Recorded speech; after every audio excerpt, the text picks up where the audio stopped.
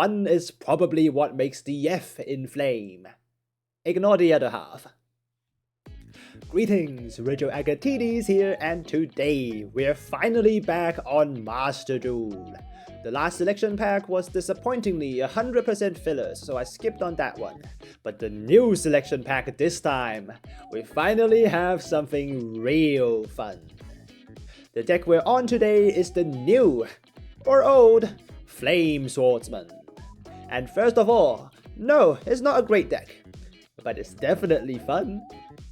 The new Flame Swordsman deck is just perfect for your casual game with friends, if you have any left. It has enough starters to get through interactions, but at the same time, doesn't make your opponent question why they're even playing with you with an infinite negate board or a 1-card 8000. In fact, they made the deck only do 7500 in 1 card. Now that's good card design. The key card of the deck is the newly powered up version of the original Flame Swordsman, the ultimate Flame Swordsman.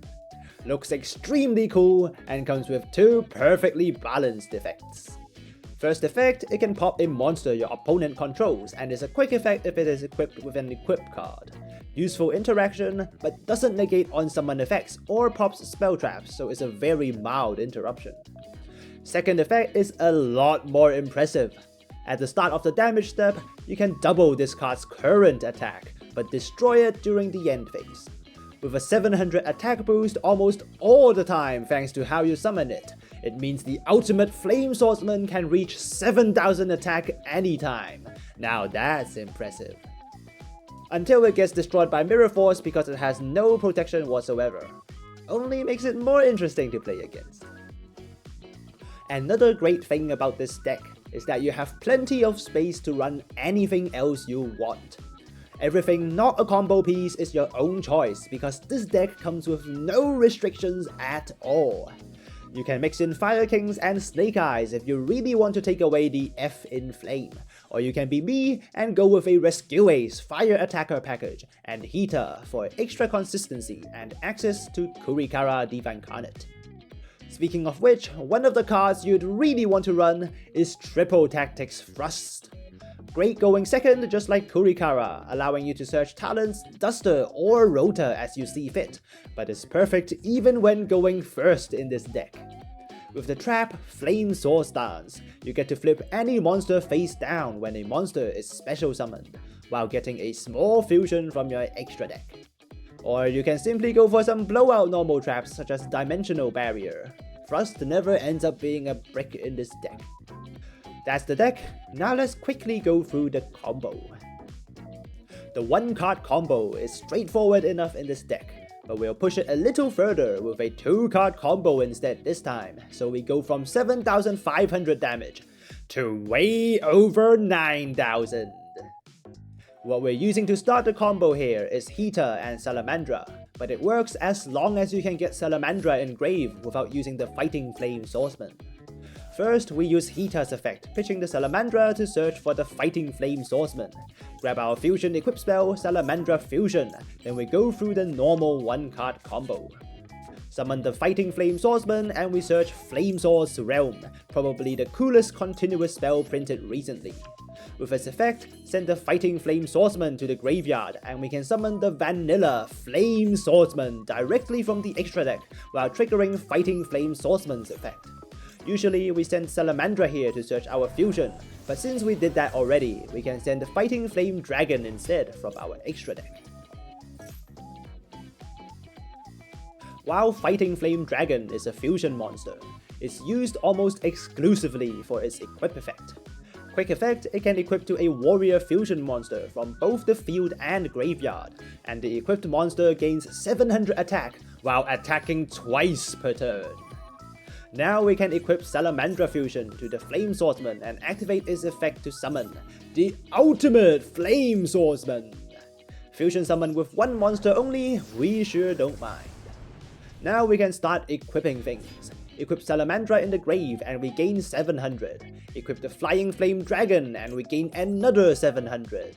If we use Ultimate Flame Swordsman effect, we can reach 8400 attack now. Twice. If we compare this to the ultimate going second deck, of course the Flame Swordsman doesn't do that well, but at least you get to keep your friends. You're not really expecting Joey Wheeler to be good, are you? On to the replays.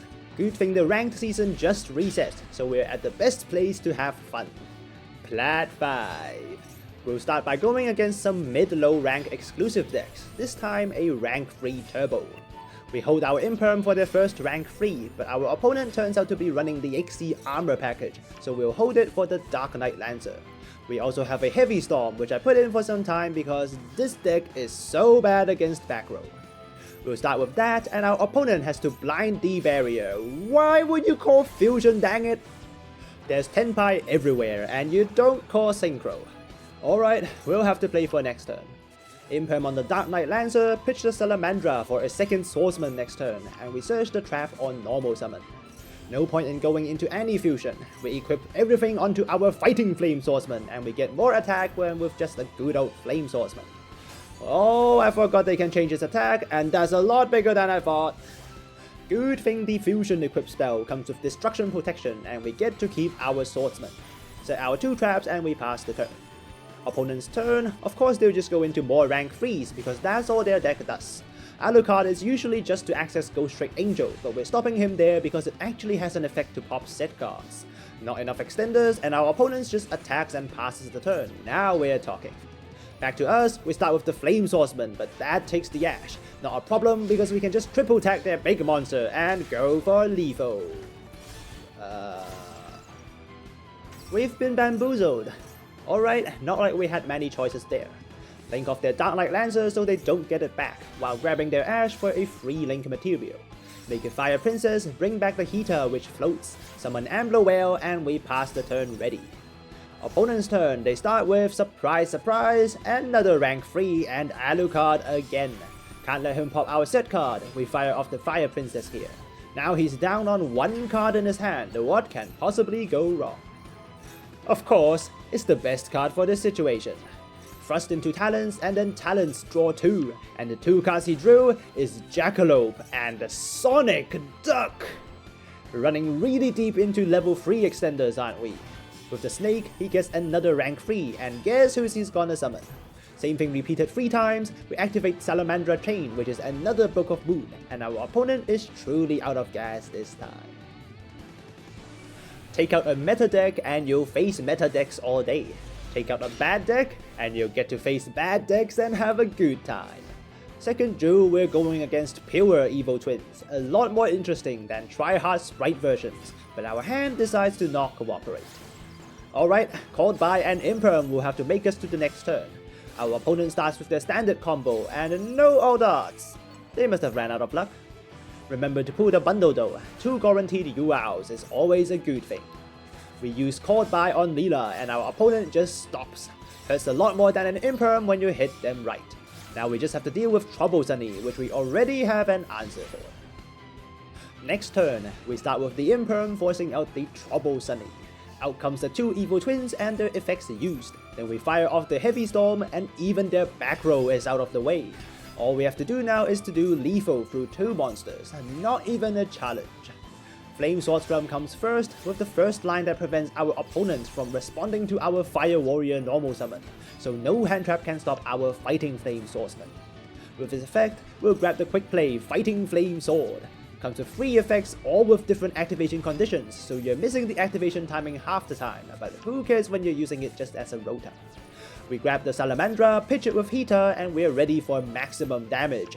Salamandra Fusion, 1-man Fusion Summon, and down comes the ultimate Flame Swordsman. Equip both the Flying Flame Dragon and the Salamandra, and we get to 4200 attack, attacking twice.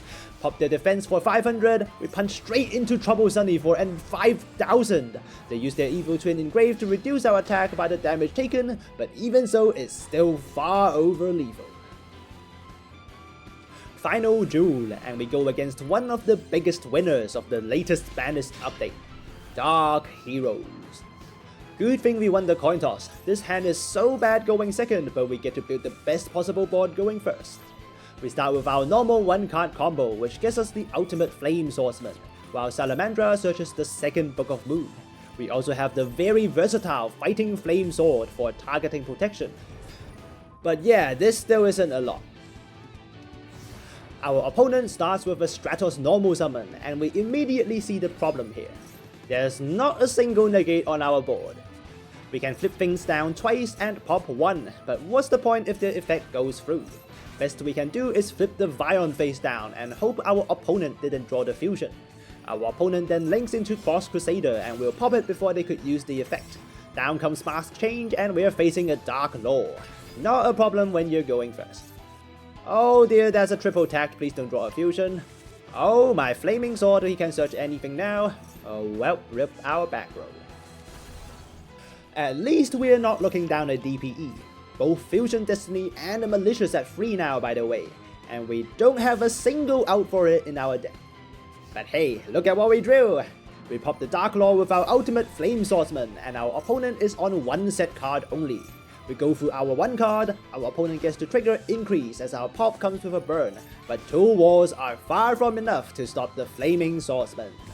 Send the Salamandra in hand instead for an extra monster, equip our cards and we go into battle. Attack the 2 increases with our smaller monsters, then with Flame Swords Realm mimicking Flame Swordsman's Deck Master ability, and that's 9,000 damage in their face. That's the deck. And yes, it's not great. This deck doesn't do a lot going first, doesn't punch as hard as Tenpai, and breaks occasionally. But that being said, it's definitely a fun deck. Lame or not, up to you, but if I'm playing with people I know, Joey Wheeler surely does the job well. Nothing beats having a big cool looking monster that does interact in just the right ways to make the game fun.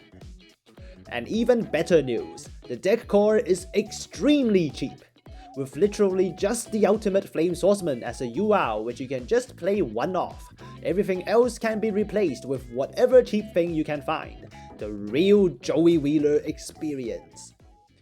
Wait, if it's just one ultimate Flame Swordsman, why did I even pull this selection pack at all?